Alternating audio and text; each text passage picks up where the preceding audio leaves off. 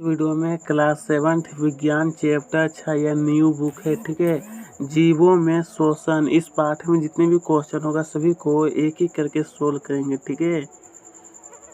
तो चलिए, पहला प्रश्न मैंने पूछा है कि कोई धावक दौड़ समाप्त होने पर समान से अधिक तेजी से गहरी सांसें क्यों लेती है। कोई धावक जब दौड़ता है कोई आदमी तो वो तेजी से सांस क्यों लेता है। तो उत्तर में लिखना है कि धावक को दौड़ने के लिए अधिक अतिरिक्त ऊर्जा की आवश्यकता होती है। दौड़ने के बाद उसकी श्वसन दर बढ़ जाती है और वह तेजी से गहरी श्वसन करने लगता है। इसके परिणाम स्वरूप अधिक ऑक्सीजन की आपूर्ति हो जाती है। क्या होती है? अधिक ऑक्सीजन की आपूर्ति, जिसके कारण हमारा ग्लूकोज जल्दी ही मिलता है, ठीक है। प्रश्न 2 में हमें दिया है कि वायवीय और अवायवीय शोषण के बीच समानताएं और अंतर क्या है, बताइए। दो चीज कहा गया, समानता और अंतर। तो उत्तर में लिखना है सबसे पहले कि समानता।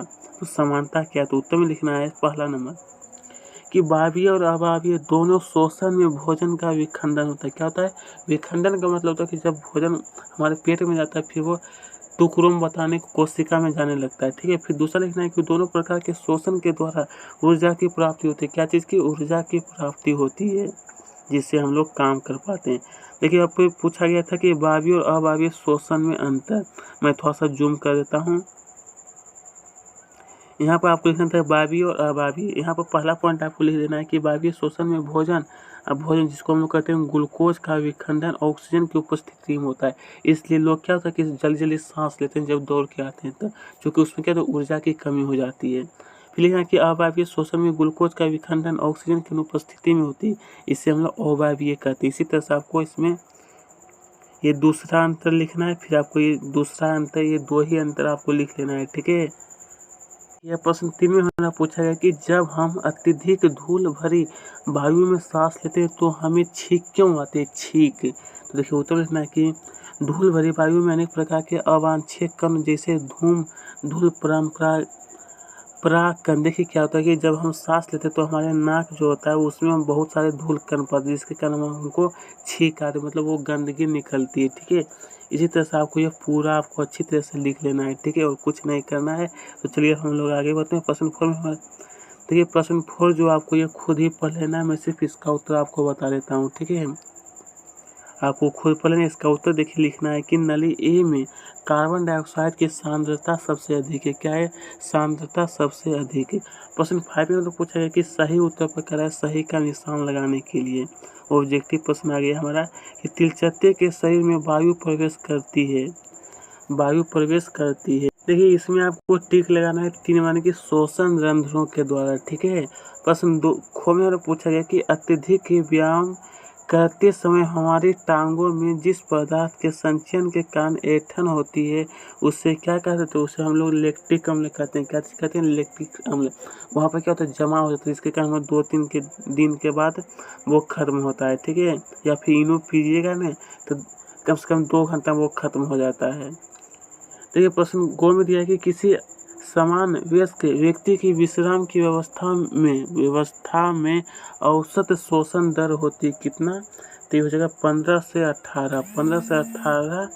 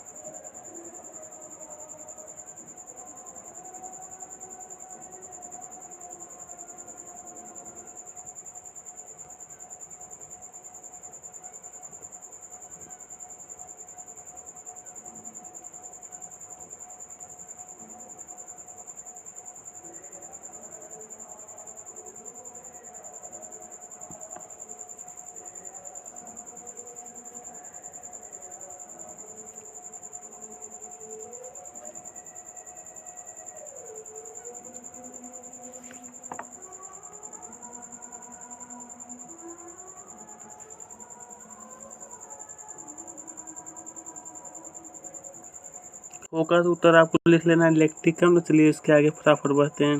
गोविंद ये भी हो गया था। अब कि उच्च शोषण के समय पसलियाँ क्या होता है, पसलियाँ हमारा क्या होता है, तो ये हो जाएगा नीचे की ओर गति करती है। ठीक है, यहाँ पर देख सकते हैं सभी का उत्तर भी दिया गया है। क्वेश्चन 6 में हमें दिया गया है कि कॉलम ए और कॉलम बी में साथ कराए मिलान करने के लिए। देखिए इसका उत्तर मैं सिर्फ बता देता हूँ। एक का मिलान करना है आपको 3 नंबर से, 2 का 4 नंबर, 3 का 1 नंबर और घो का 4 का 5 नंबर। 5 का हो जाएगा 2 नंबर, 6 का हो जाएगा 6 नंबर। आपको अच्छी तरह से सभी मिलान कर लीजिएगा। यहाँ पर सभी का उत्तर दिया गया है। क्वेश्चन 7 में पूछा गया कि बताइए कि निम्नलिखित सत्य है अथवा असत्य आपको बताना है। ठीक है, पहला दिया कि अत्यधिक व्यायाम करते समय व्यक्ति की श्वसन दर धीमी हो जाती है, तो ये हमारा असत्य होगा बिल्कुल, और तेज हो जाता है। ठीक है, तो देखिए पहला हमारा असत्य होगा, उत्तर उसके सामने आपको उत्तर लिख देना है। दूसरा सत्य, तीसरा क्या होगा सत्य, चौथा क्या होगा असत्य, पांचवा क्या होगा हमारा सत्य। बस सही आपको वहाँ पर लिख देना है। ठीक है, चलिए प्रश्न संख्या 8 है, ये आपको खुद ही पढ़ लेना है। ये प्रश्न संख्या 8 आपको ये खुद ही पढ़ लेना, मैं सिर्फ इसका उत्तर बता देता हूँ। ठीक है, यहाँ पर देख सकते हैं पहेलियाँ वाला था, यहाँ पर मैं थोड़ा सा जूम कर देता हूँ, आपको भर लेना है। ठीक है, देख लीजिएगा, आप भर लीजिएगा आपको अच्छी तरह से, अगर आपको भरने का इच्छा है। और यहाँ पर बोला है श्वसन तंत्र और जीवों के नाम, श्वसन तंत्र और जीवों के नाम, ये वाला आपको अच्छी तरह से सभी लिख लेना है। प्रश्न संख्या 9 में पूछा गया कि पर्वतारोहियों अपने साथ ऑक्सीजन सिलेंडर ले जाते हैं क्योंकि। यहाँ पर ऑब्जेक्टिव प्रश्न ये है, तो इसमें आपको टिक लगाना कि वहाँ उपलब्ध वायु की मात्रा, ये हो जाएगा हमारा 3 नंबर में टिक लगाना। कितने नंबर में, 3 नंबर में आपको, सॉरी गलती हो गया, यहाँ 2 में आपको टिक लगा देना है। ठीक है, तो दोस्तों यहीं पे इसका क्वेश्चन से समाप्त होता है।